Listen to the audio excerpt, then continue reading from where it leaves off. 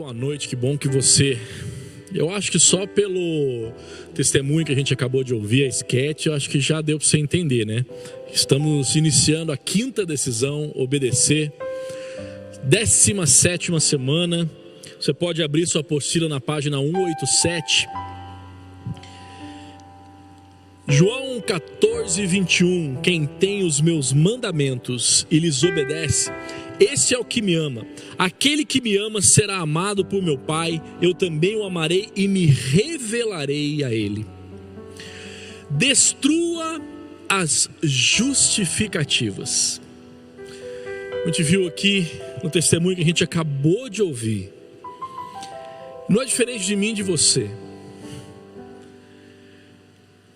Quando a gente se vê pego ou surpreendido por alguma situação, por alguém, inevitavelmente nós tentamos justificar os nossos erros, as nossas compulsões.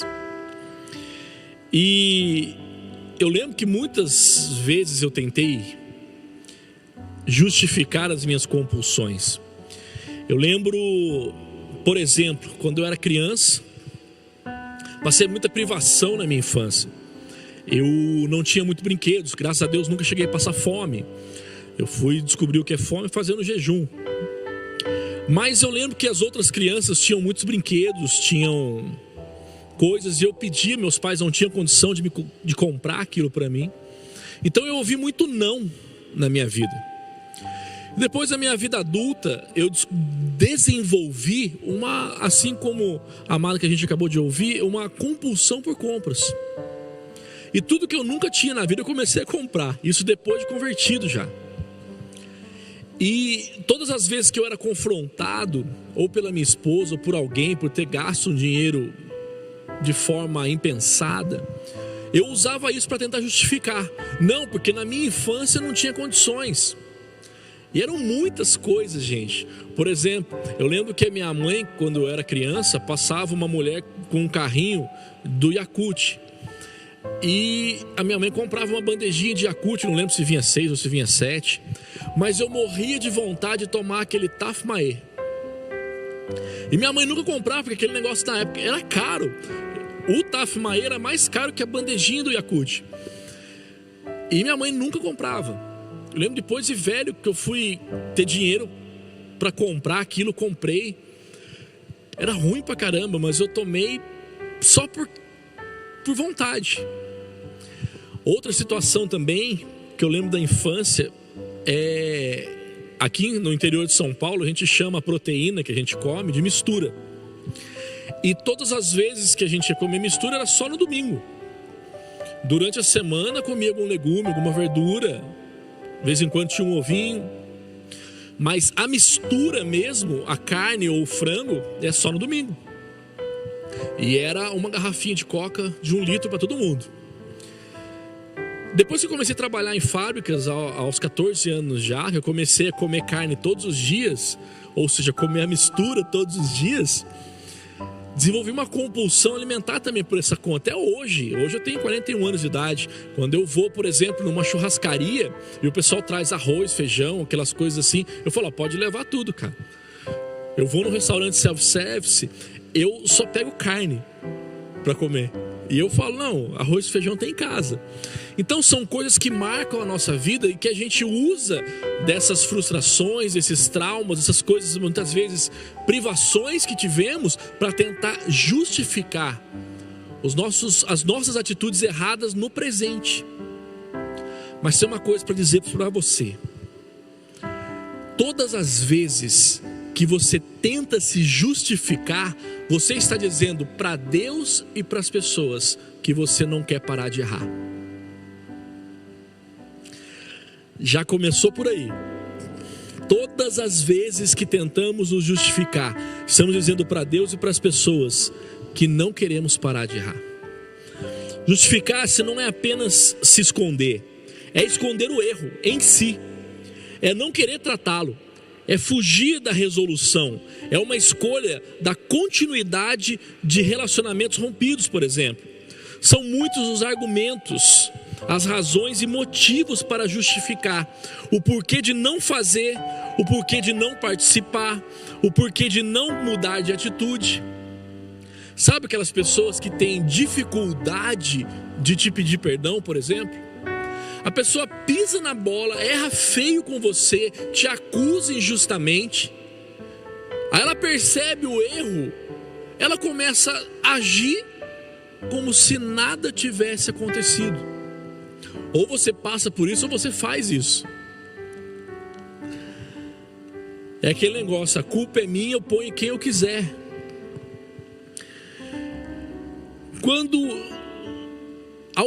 Ao nos justificar, estamos tentando explicar por que agimos daquele modo. Isso nos leva para longe de resolver o problema. Olha aqui, Deus, ele não tem compromisso com quem se vitimiza, apenas com quem se arrepende. Um coração quebrantado e contrito, Deus não desprezará. Deus não tem compromisso com mimimi, com vitimização. Você pode até pensar que a gente está sendo duro com você, mas não é. Talvez você tenha sofrido algo drástico na sua vida, na sua infância. Talvez você tenha passado por um abuso. Talvez você tenha sofrido violência física. Isso te traumatizou. Tudo que você sofreu na sua vida explica você ter o problema, mas não justifica. Explica. Porque você não tem responsabilidade pelo mal que outra pessoa te fez. A sua responsabilidade começa em como você reage a isso, porque a escolha sempre vai ser sua.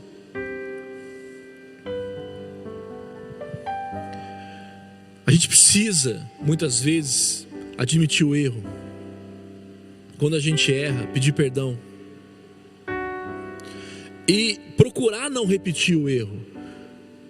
Porque não adianta pedir perdão e continuar repetindo o erro, o mesmo erro. É não querer mudar, é não estar arrependido. Talvez você possa até sentir remorso por arcar com alguma consequência, mas o verdadeiro arrependimento é a mudança de atitude. E eu sei que muitas vezes sozinho a gente não consegue. Por isso que Deus está aqui para nos ajudar o tempo todo.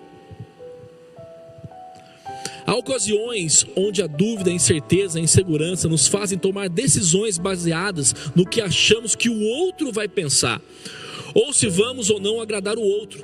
Decidimos alterar ou maquiar as decisões que devemos tomar de acordo com o que os outros pensam, e depois tentamos justificar essas decisões. Isso é codependência. Isso é busca por aceitação, compra de aceitação. E também é necessário reconhecer que o único responsável pelas suas atitudes é você mesmo. Não somos coadjuvantes nesse processo. E para que as mudanças aconteçam, inicialmente precisamos entender alguns fatores responsáveis por tantas justificativas. Muitas vezes, pouco tempo atrás mesmo, pessoas vêm aqui buscando um aconselhamento pastoral. Estou aqui no drive-thru pastoral. E uma vez chegou um rapaz, chega para mim e fala: pastor, mas aconteceu isso. Eu fui muito sincero. O 30 Semanas, ele me ajuda a ter essa sinceridade. Eu falei: eu posso ser sincero com você? Você não está buscando um aconselhamento, você está buscando um cúmplice. Você quer alguém para dividir a culpa pela sua decisão errada. Você quer um cúmplice. Só que no céu, perante Deus, não vai ter cúmplice. Você está entendendo? Você não vai ter, Deus, mas foi... Quando estiver cara a cara com Deus, não vai dar para você tentar fazer como Adão fez. Mas foi a mulher que o Senhor me deu. Aí Deus cobrou de Eva. Mas foi a cobra. A cobra não tinha para quem empurrar o pecado, se lascou também. E aí?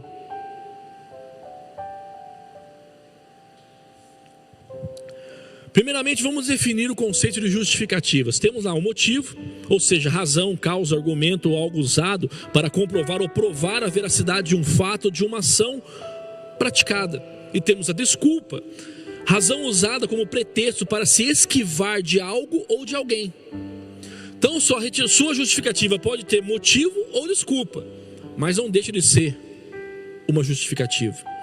Muitas vezes as justificativas são argumentos, alegações, motivos e razões até válidos, mas usados como pretexto e desculpa, na tentativa de se livrar da responsabilidade. Dar desculpas é agir como sabotador de si mesmo.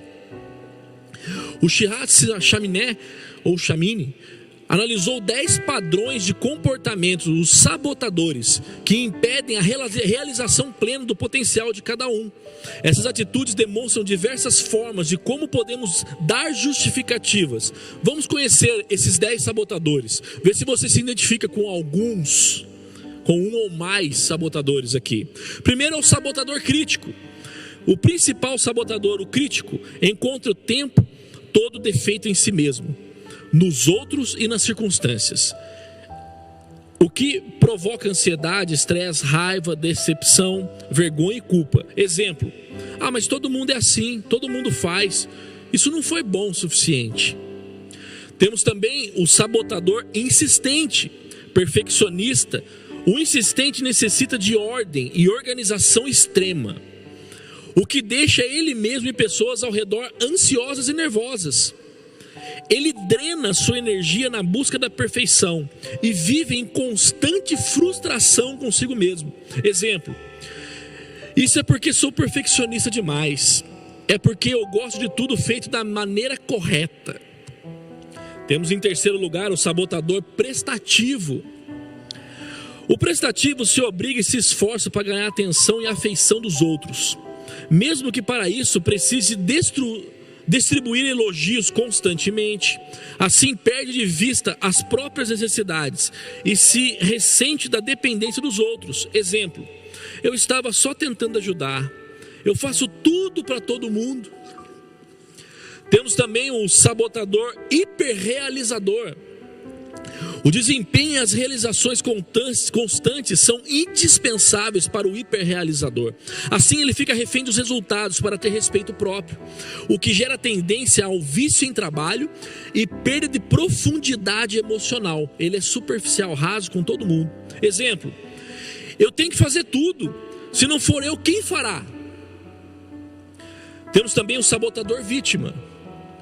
Esse sabotador é emotivo e temperamental, sempre em busca da atenção e afeto. O maior problema é que ele troca esses sentimentos dolorosos, e o que pode resultar em tendência para a martirização. Exemplo: você não sabe o tanto que eu sofro com isso, já tentei mudar várias vezes. Temos o sabotador hiperracional. O sabotador hiperracional pode ser visto como frio, distante ou intelectualmente arrogante, porque se concentra no processo racional de tudo, incluído relacionamentos. As emoções são consideradas indignas de respeito. Exemplo: preciso pensar melhor nisso, tem que pontuar os prós e os contras. Temos também o sabotador hipervigilante, constantemente em estado de alerta. O hipervigilante nunca descansa. Ele é ansioso em relação aos outros, os perigos que o cercam, crê que tudo pode dar errado. É natural, portanto, que haja estresse contínuo. Exemplo: fiz isso para te proteger, se alguém tiver que fazer, que seja eu. Sabotador inquieto.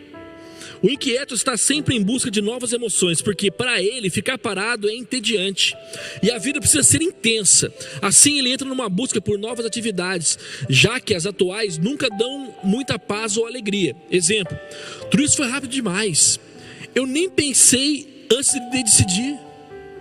Temos o sabotador controlador. Na visão do controlador, ou ele está no controle ou tudo está fora de controle. Ele funciona movido à necessidade de estar no comando e de decidir as ações das pessoas de acordo com a vontade dele. Exemplo: eu prefiro errar e fazer do que ficar assim. Agi assim porque ninguém fazia nada. E por último, o sabotador esquivo. O esquivo se concentra no positivo, no prazeroso, de forma extrema, e evita tarefas difíceis e desagradáveis. Ele procrastina as obrigações e foge dos conflitos, e eventualmente tem atraso na conclusão das coisas. Exemplo: será que eu posso fazer novamente? Da próxima vez eu consigo. Fui eu mesmo que fiz isso? Reflita aí. Se você observou alguma área da sua vida que tem dado justificativas que vem atrapalhando o seu relacionamento, sim ou não? Passos para destruir as justificativas. Vamos lá. Primeiro, abandone a insegurança. Não fui eu que ordenei a você: seja forte e corajoso, não se apavore nem desanime, diz o Senhor. O seu Deus estará com você por onde você andar. É necessário aprender e compreender que você tem o direito de tomar suas próprias decisões, mesmo correndo o risco de errar. Deus leva em consideração isso. Deus sabe que a gente pode errar nas nossas decisões. Nós precisamos ter a confiança para tomar as decisões. Quando você se sentir mais confiante e satisfeito com você mesmo, vai aprender a aceitar as pessoas e por suas ações, atitudes e comportamento, e não pelo tempo ou pelo que elas dizem ou querem fazer. Você acreditar. É importante que você também tome decisões da abundância, porque tomar decisões na escassez leva você muito provavelmente a errar. Toda decisão tomada na escassez ou na falta leva você a ceder ou escolher algo aquém do que você merece ou precisa. Então, dificilmente a gente toma uma decisão numa extrema necessidade, ou estando com um pensamento pessimista, com um pensamento de escassez. Isso leva você inevitavelmente a tomar uma decisão errada. Segurança é se assegurar em si próprio e em Deus, e através do autoconhecimento, de aproximar-se de si, se apoiar nos seus próprios valores e nas suas próprias opiniões, e não ter medo de dizer não, não ter medo de mudar de opinião, de estilo, de roupa, ou até mesmo a cor do cabelo, com o medo do que as pessoas vão achar, ou se vão ou não gostar. Ter a certeza de que aquele que o criou está à frente das suas decisões. Ele tranquiliza o seu coração, para decidir pelo melhor, e não apenas pela influência externa. Então errar e se perceber errado não será mais uma fonte de insegurança, pois o seu compromisso maior é com um Pai que o conhece por dentro e que o ajuda em um caminho de crescimento. Reflita aí, você se enxerga como alguém inseguro? Sim ou não? Segundo, faça a escolha certa. Salmo 19:11: escolhi a tua palavra no meu coração, escondi tua palavra no meu coração para não pecar contra ti. Esteja atento ao que Deus está direcionando e guiando, que o Espírito Santo que Deus lhe enviou, lhe dê a sabedoria para fazer a escolha certa nos momentos de decisões importantes, e até mesmo nas mais corriqueiras do dia a dia. A escolha certa é aquela que vem do Espírito Santo, direto ao seu coração. Quando a gente dá um direcionamento para você, por exemplo, quando a gente fala para você participar, por exemplo, de um grupo de apoio, a gente vai ter aqui após a celebração, muitas pessoas têm medo de se expor. E eu brinquei até um tempo atrás, eu falei: você tem medo de falar num grupo de apoio no Zoom, mas você se expõe a sua vida tão facilmente na rede social? O que você tem postado no seu Facebook, no seu Instagram? Então, por que medo de participar de um grupo? Na verdade não é medo de participar de um grupo, eu acho que é medo de falar que caiu, né? A gente não está aqui para te julgar, não. A gente está aqui para caminhar junto com você. Semana passada mesmo eu falei, na sexta-feira passada, que eu tive uma recaída na ira no trânsito aí. Essa semana eu tive de novo. É impressionante. Esse tempo de isolamento social, esses mais de 90 dias que a gente está vivendo essa pandemia, Isso está deixando a gente com o nervo à flor da pele. Todas as nossas válvulas de escape estão aparecendo. E se você não pedir ajuda, se você não buscar ajuda, se você não fizer o que nós estamos te oferecendo, você vai buscar ajuda na onde? Você vai se alimentar onde? Você acha que a maratona Netflix vai resolver os seus problemas? Não vai. A gente não está aqui para te oferecer entretenimento. Mesmo de forma limitada, assistindo uma ministração online, participando de um grupo online, você pode ter certeza no coração, Deus tem o poder para te curar. Deus tem o poder para transformar a sua vida. Deus tem o poder para mudar a sua história, para restaurar o seu casamento. Deus tem o poder para restaurar a sua saúde, para restaurar suas emoções, para te curar da depressão, para te curar da ansiedade. Mesmo nessa forma limitada que a ferramenta 30 semanas está chegando até você, Deus tem o poder para mudar a sua vida. Basta você crer, basta você participar, basta você se abrir. Para Deus é assim, ó. Nós estamos oferecendo para você uma ferramenta de processo para que você, assim que Deus te curar, aprenda a viver curado. Aprenda a viver curada. Terceiro, seja autêntico. Esse é o meu filho amado, em quem me agrado. Mateus 3,17. O que define você não é a sua condição circunstancial ou contingente, mas sim o fato de que você é um filho ou uma filha amada de Deus. Seja você mesmo, acerte, erre, reconheça, viva a liberdade que o Pai tem para você. Davi passava por essa crise de consciência quando escreveu o Salmo 139, pois o sentimento em relação aos inimigos era raiva extrema. Salmo 139, 19 e 20, quem dera matasse os ímpios, ó Deus. Acaso não odeio os que te odeiam, Senhor? E não detesto os que se revoltam contra ti?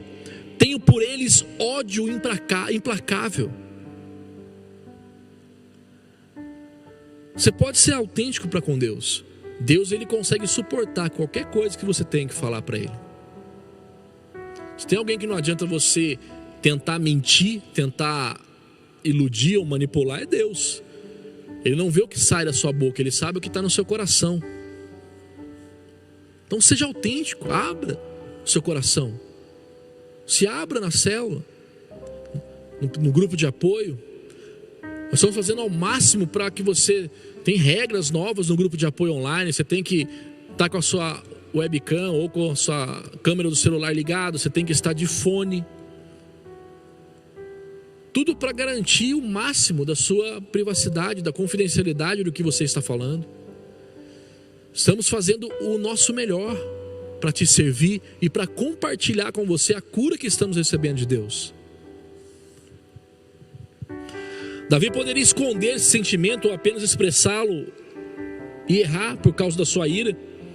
No entanto, ele colocou tudo diante do Senhor, não se escondeu atrás do cetro do rei, mas foi autêntico, se colocou diante do Senhor para ser modificado no que precisasse.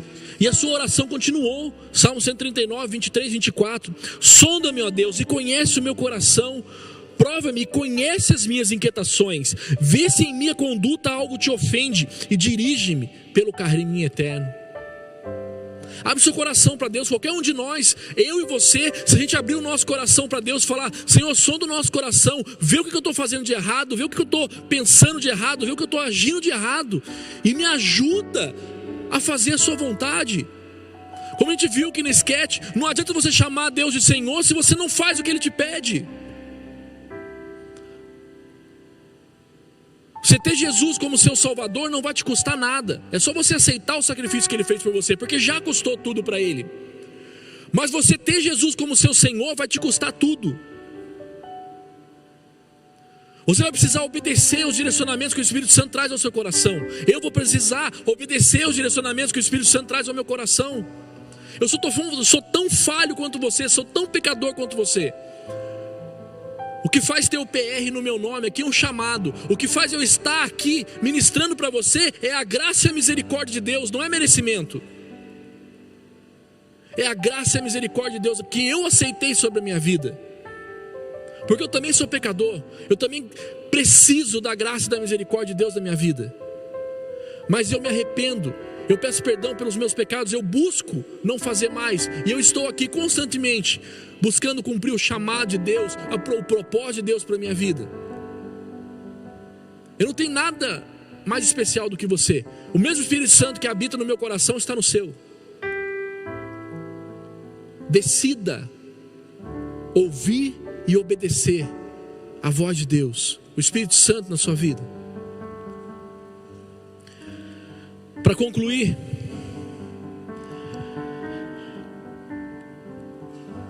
Deuteronômio 6:25, e se nós nos aplicarmos a obedecer toda essa lei perante o Senhor, o nosso Deus, conforme Ele nos ordenou, esta será a nossa justiça. A obediência, ela nos protege. Obedeça e permaneça embaixo do guarda-chuva da justiça do Pai. Obedeça até quando desobedecer, pois não há uma ordem aos que erram. Reconheça, arrependa-se e peça perdão. Deixe de tentar se auto-justificar. Fazendo assim, você volta para o caminho. O erro na vida daquele que já entregou a Jesus não é uma prática, é um acidente. Acidentes acontecem todos os dias, e quando acontecem, devem ser reparados, verificar os motivos e as causas, e deve-se arcar com as consequências, e não cometer mais o mesmo erro. Loucura é dizer que nada aconteceu, que não foi tão grave assim, que está machucando só a si mesmo. Obedeça a Deus e viva sem justificativas. Uma coisa que eu aprendi no 30 Semanas: obedecer a Deus e viver sem justificativas. Errou? Se arrependa, peça perdão, levante-se e volte a andar junto de Deus.